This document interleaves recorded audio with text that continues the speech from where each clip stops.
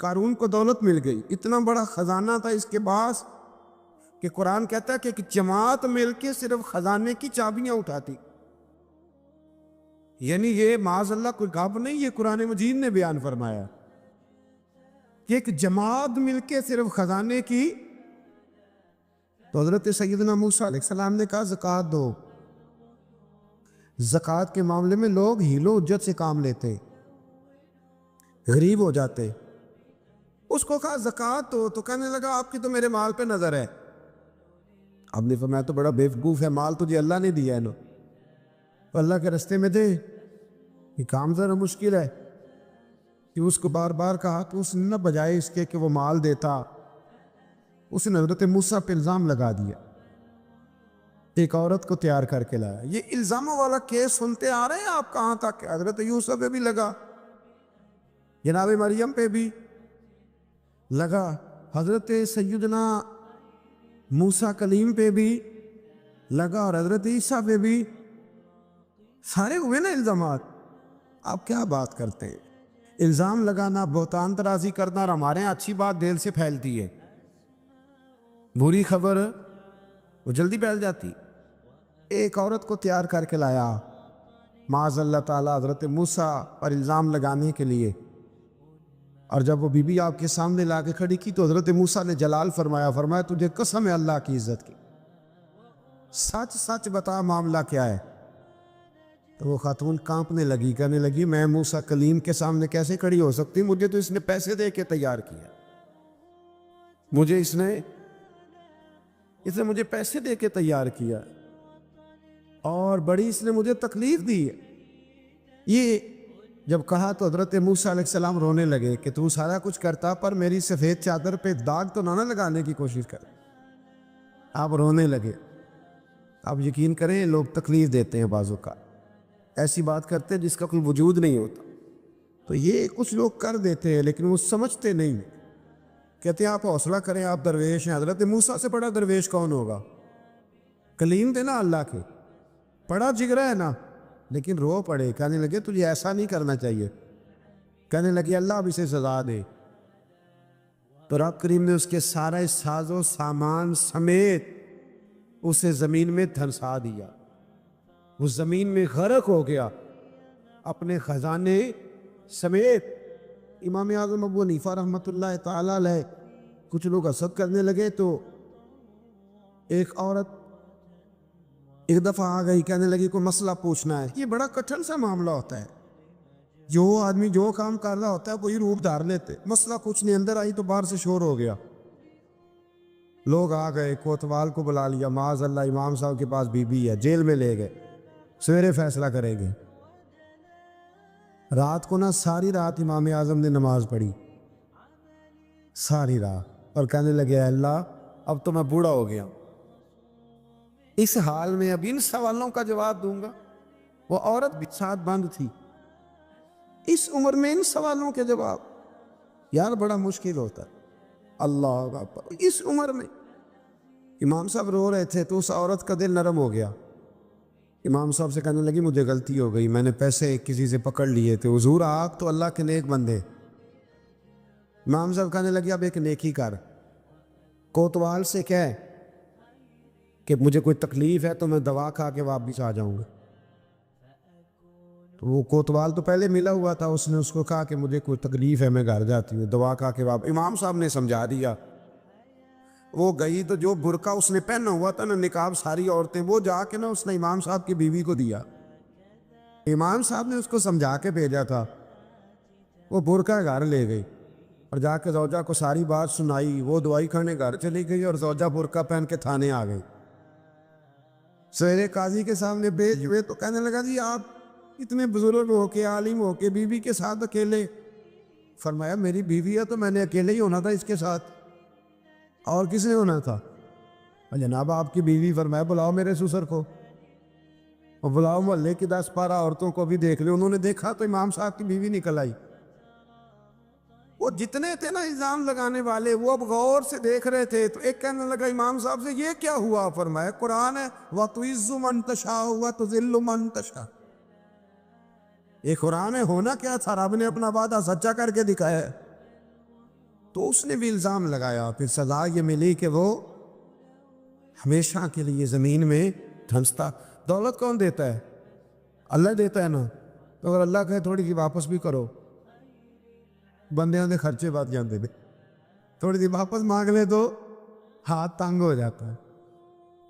کہ خاتون نے ایک دفعہ مجھے پیغام دیا تو میں بڑی اس کی بات سن کے مجھے عجیب لگا۔ وہ کہنے لگی کہ دوسری جگہ میری شادی ہوئی ہے، مجھے طلاق ہو گئی تھی، تو مجھے ایک تانا روز سننے کو ملتا ہے، تو اتنی اچھی ہوتی تو وہاں نہ رہ لیتی۔ تو بھئی یہ کوئی تانے والی بات ہے؟ کو ضروری ہے کہ بیوی غلط ہوتی ہے تو طلاق ہوتی ہے؟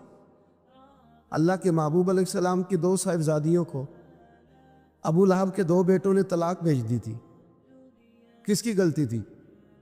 تو آپ کیا کہہ سکتے ہیں یہاں کیوں طلاق؟ تو اتنی جلدی بات تھوڑی کر دیں گے آپ، تھوڑی احتیاط فرمائیں بولنے۔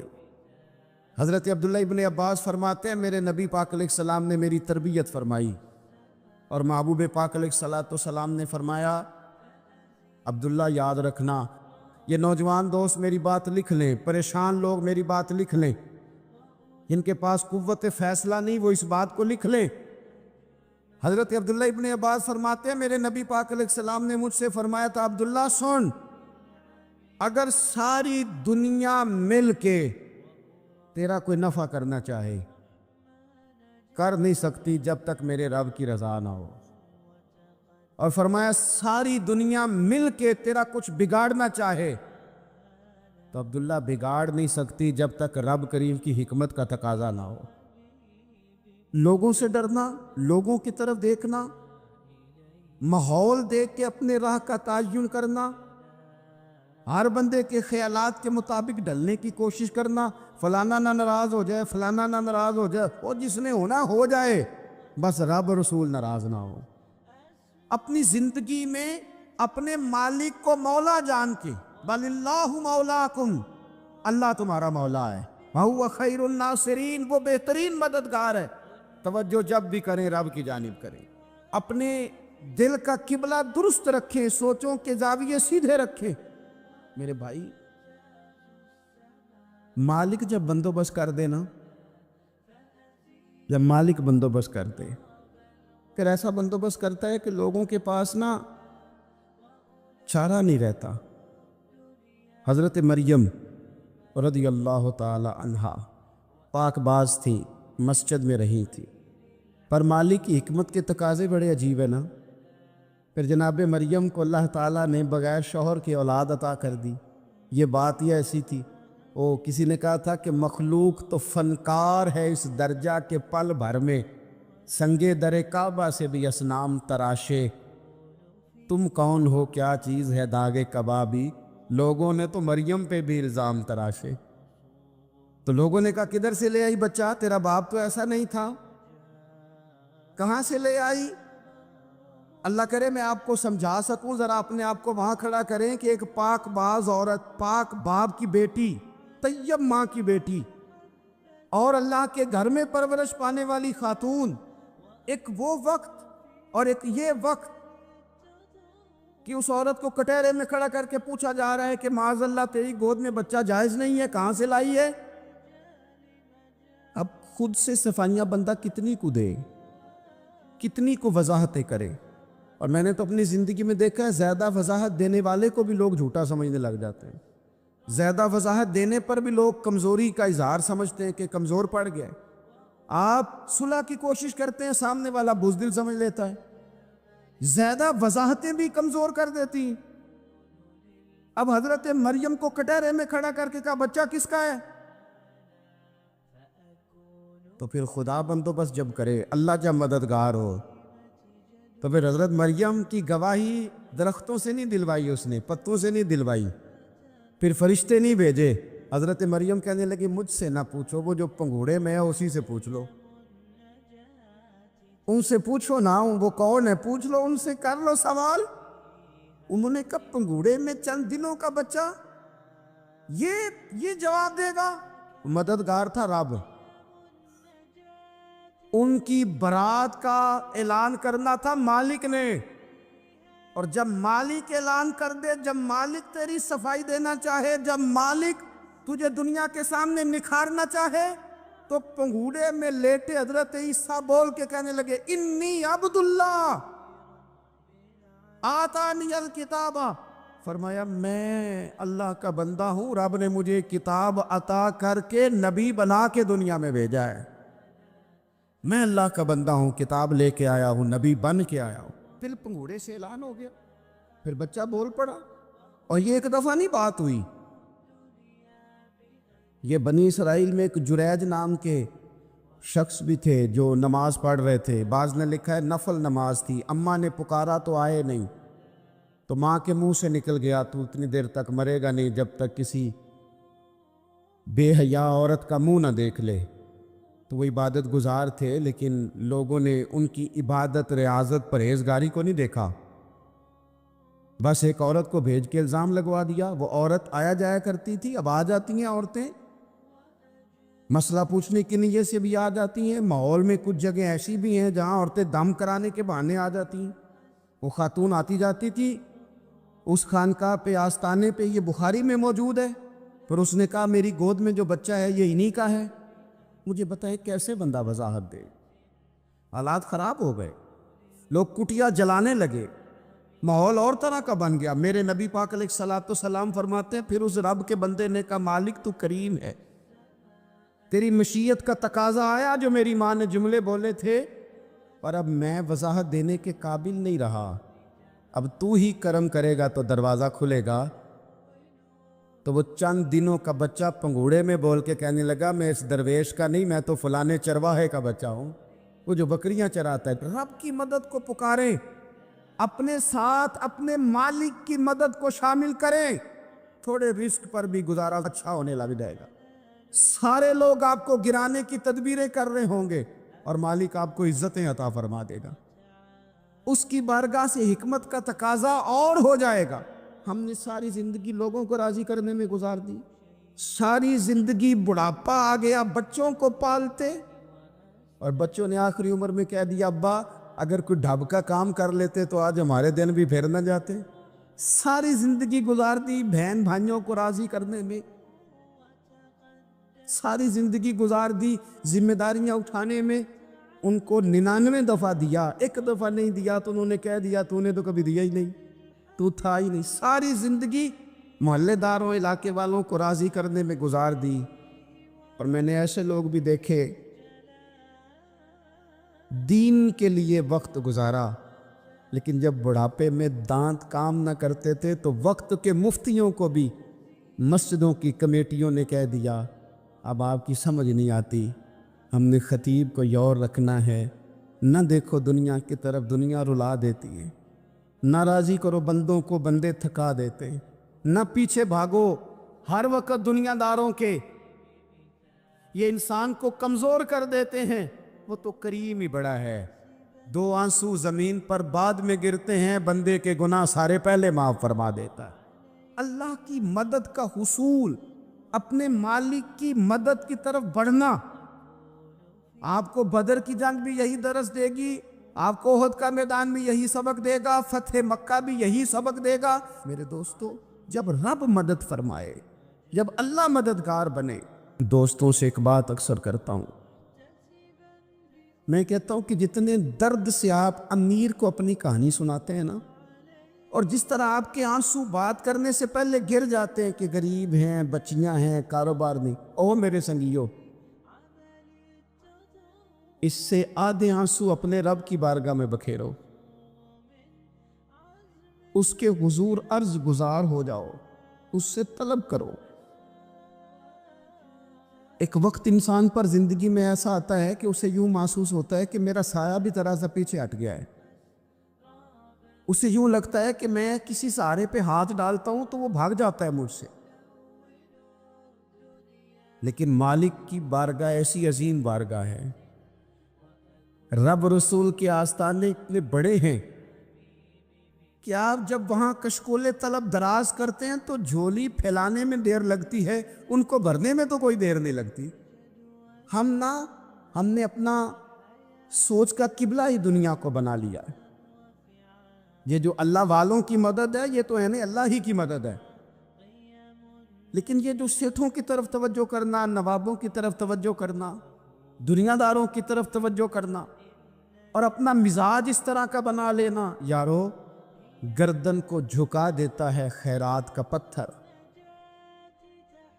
جہاں میں مانگنے والوں کے سر کبھی اونچے نہیں ہوتے۔ اور اقبال کہتے ہیں غیرت ہے بڑی چیز جہان تگ و دو میں، پہناتی ہے یہ فقر کو تاج سردارا۔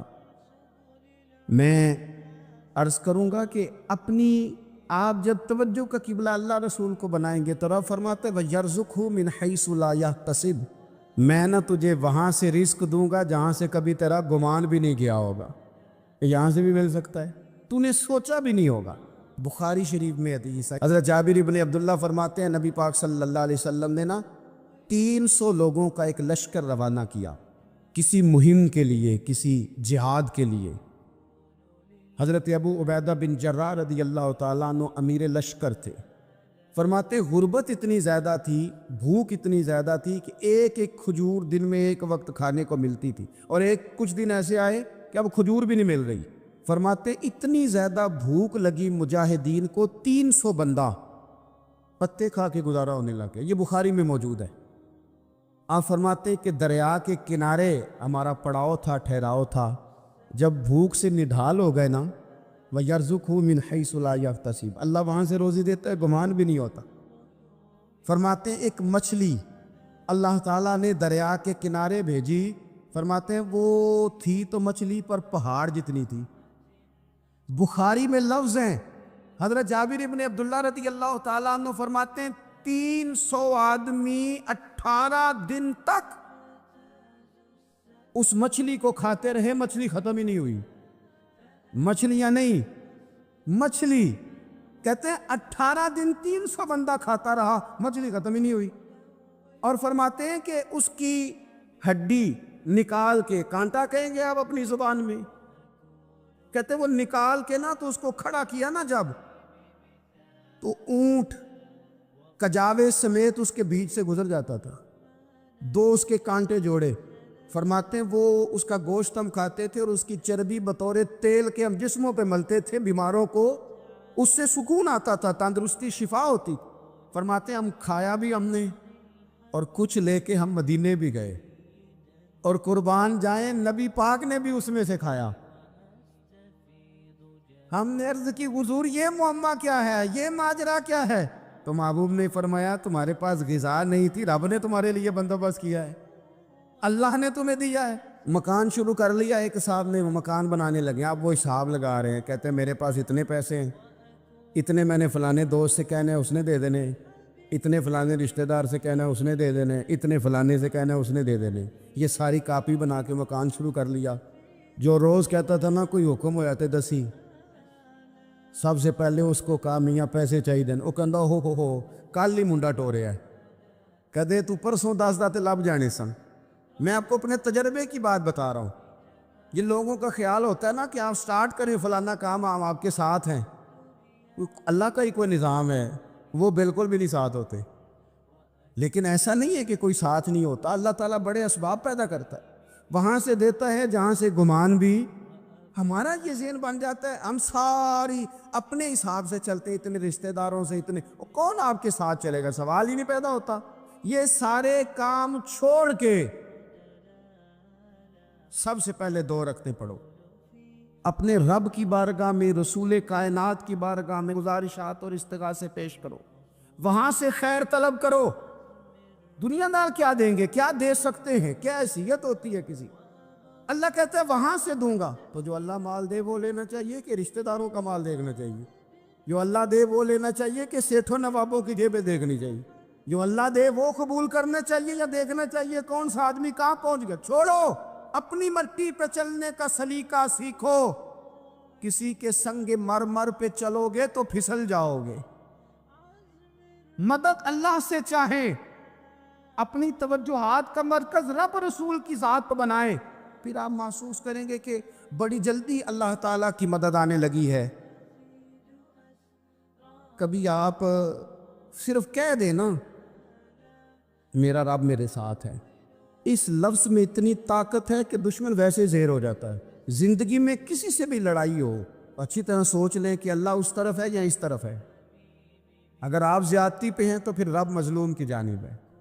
اگر اللہ کی مدد آپ کے ساتھ ہے تو دنیا کی کوئی طاقت آپ کو گرا نہیں سکتی، اور اگر آپ مظلوم کے مقابلے میں ظالم بن کے آپ کھڑے ہو گئے ہیں اور آپ نے رویہ وہ اختیار کیا ہے کہ جس میں مدد نہیں آئے گی، تو پھر یاد رکھ لیں کہ آپ کوئی بھی ہیں، کہاں بھی ہیں،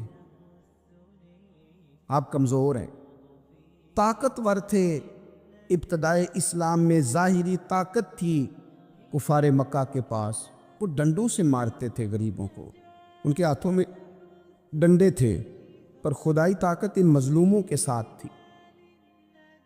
صاحب زرقانی نے لکھا ہے، حضرت زنیرہ رضی اللہ تعالیٰ عنہ ایک لونڈی ہیں، غریب ہیں، ماڑے دا کی کام محمد نس جانا یا رونا، غریب سادی بی بی اور لونڈی کنیزہ، ایک مشرک کی کنیزہ تھی، انہوں نے کلمہ پڑھ لیا، وہ ڈنڈوں سے مارتا، دروں سے مارتا، تکلیف دیتا۔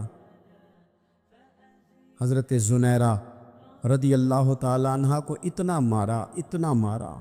اب آپ ایک اور پہلو پر بھی غور کریں، مار بھی پڑ رہی ہے پر خدا ادھر ہی ہے، اللہ کی مدد ادھر ہی ہے۔ رب کہتا ہے کہ پہلے تو صبر کرنا، ان اللہ مع الصابرین، تو صبر کرے گا تو پھر رب کی معیت ملے گی، ذرا ٹھہرنا، تو تھوڑا ڈٹنا۔ ان الذین قالوا ربنا اللہ ثم استقاموا تتنزل علیہم الملائکہ، تو کہے اللہ میرا رب ہے، پھر تو پہلے ڈٹ، پہلے تو نے ڈٹنا ہے۔ ثم استقاموا، جو ڈٹ گیا، تتنزل علیہم الملائکہ، ڈٹنے والے کے لیے مدد آتی، پہلے تھوڑا ٹھہرنا پڑتا ہے، پہلے تھوڑا صبر کرنا پڑتا ہے، حوصلہ کرنا پڑتا، اس کے بعد مدد آتی۔ مار پڑ رہی ہے، مارا جا رہا ہے، حضرت زنیرہ کو ان کا مالک جو ہے ظاہری آقا وہ مار رہا ہے، یہ کنیزہ ہے، اتنا مارا، اتنا مارا، ان کی بینائی چلی گئی، نظر آنا بند ہو گیا۔ ابو جہل آیا اور کہنے لگا زنیرہ دیکھا نا ہمارے بت تیری آنکھیں لے گئے، معاذ اللہ، لات و منات ہمارے بتوں نے تجھے اندھا کر دیا۔ اب ایسا نہیں ہے کہ بی بی روتی جا رہی ہے، روتی جا رہی ہے، مایوسی مایوسی، معاذ اللہ، پریشانی، غریبی بڑی ہے، پوچھنے والا کوئی نہیں، یہ باتیں نہیں۔ کیا جملے ہیں خاتون کے، کیا لفظ ہیں۔ ابو جال نے طنزیہ کہا، معاذ اللہ، کہنے لگا دیکھا نا ہمارے بتوں نے تجھے اندھا کر دیا۔ تو جناب زنیرہ آنکھوں کی بینائی گئی ہے، رات کو گئی ہے، دکھ ابھی تازہ ہے، لیکن اللہ پہ جو توکل ہے، اپنے مالک سے جو رشتہ ہے وہ اتنا مضبوط ہے، اتنا طاقتور ہے، اس میں اتنی گہرائی ہے کہ حضرت زنیرہ بول کے نا اتنی قوت سے بولی، اتنی طاقت سے بولی کہ پورے کفر پر لرزہ طاری ہو گیا۔ فرمانے لگی تمہارے بتوں کی کیا اوقات ہے کہ میری بینائی لے جائیں، یہ میری رب کی حکمت کا تقاضا ہے۔ جب تک اس نے چاہا زنیرہ دیکھتی رہی، اور جب اس نے چاہا زنیرہ کی آنکھوں کی بینائی چلی گئی، اور اگر وہ چاہے گا نا تو بینائی واپس بھی کر دے گا۔ اگر ہو ذوق یقین پیدا تو کٹ جاتی ہیں زنجیریں، اگر وہ چاہے گا تو بینائی آ بھی جائے گی۔ حضرت زنیرہ نے رات کو یہ لفظ کہے، ابو جال اور سارے کفار ڈر کے سن کے چلے گئے، آپ اطمینان سے آ کے بستر پہ سوئی۔ جب سویرے اٹھی تو اللہ نے آنکھوں کی روشنی واپس کر دی تھی، آنکھوں کی۔ اب چھڑی پکڑی ہے، بازاروں میں گھومتی ہے، کہتی ہیں بلاؤ کدھر ہے تمہارے لات و منات، دیکھو میرے رب نے روشنی واپس کر دی۔ آ کر میرے ساتھ ادھر آ، ستمگر ہنر آزمائیں، تو تیر آزما ہم جگر آزمائیں۔ بیمار لوگوں یاد رکھو، کہہ دیا ڈاکٹر نے کہ تو بڑا بیمار ہے، تو بڑا کمزور ہے، یہ ہو گیا وہ ہو گیا، تو ڈاکٹر اپنے علم کے مطابق بات کر رہا ہے، ہوگا تو وہ جو میرا رب چاہے گا۔ کمزور ہو جانا، پریشان ہو جانا، تکلیف میں آ جانا، پتہ نہیں بات ہو گئی ہے تو جانے کیا ہو جائے گا۔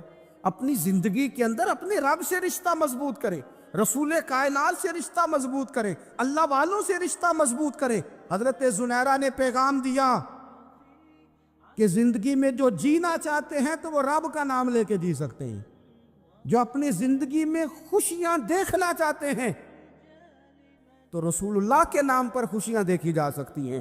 توکل کی بنیاد پر بندہ خوشیاں لے سکتا ہے. اور اگر انسان میں توکل نہیں ہے تو پھر وہ اس کالے جادو سے بھی ڈر رہا ہے, وہ نیلے سے بھی ڈر رہا ہے, وہ پیلے سے بھی ڈر رہا ہے, وہ فلانے سے بھی ڈر رہا ہے, وہ میرے خلاف فلانا رشتہ دار سازش کر رہا ہے تو ڈر رہا ہے, فلانا میرے بارے میں یہ کر رہا ہے تو ڈر رہا ہے, وہ پتہ نہیں دنیا ادھر ہو جائے گی تو کیا ہو جائے گا, اٹھ باندھ کمر کیوں ڈرتا ہے, پھر دیکھ خدا کیا کرتا ہے. تو اس ساری گفتگو کا نچوڑ آپ کو یہ عرض کیا ہے. سب سے پہلے تو یہ کہ میدانوں میں مدد بھی اللہ کی, رزق میں مدد بھی اللہ کی, فصلیں خشک ہوں تو مدد پھر بھی اللہ کرے تو پھر ساری مدد, اور اگر انسان بیمار ہو تو پھر بھی مدد اللہ کی. تو اپنے اللہ کی جانب توجہ کو بڑھائیں, آپ اللہ سے مدد کے سوالی بنیں. ترمذی کی ایک حدیث ہے, میں آپ کو زندگی کا تجربہ بتاتا ہوں کہ جب میں بڑا پریشان ہوتا ہوں تو یہ والی روایت کھول لیتا ہوں, مزہ دیتی ہے. میرے نبی پاک علیہ السلام نے فرمایا اپنے دکھ سیٹھوں نوابوں کو نہ کہنا, مالداروں کا نہ کہنا, ورنہ اللہ تمہیں کبھی غنی نہیں کرے گا. فرمایا اپنے دکھ اپنے رب کی بارگاہ میں عرض کرنا, جلدی کرے یا دیر سے کرے اللہ تمہیں لوگوں سے بے نیاز کر دے گا, اللہ تمہیں غنی کر دے گا. رات کو بیٹھو نا اس کی بارگاہ میں. امام غزالی سے کسی نے پوچھا تھا, امام غزالی سے, کہ حضور اللہ کا بندے سے راضی ہونا کمال ہے یا بندے کا اللہ سے راضی ہونا کمال ہے؟ تو امام غزالی مسکرائے, فرمانے لگے رب تو بڑا ہی مہربان ہے, وہ تو بڑی جلدی راضی ہو جاتا ہے.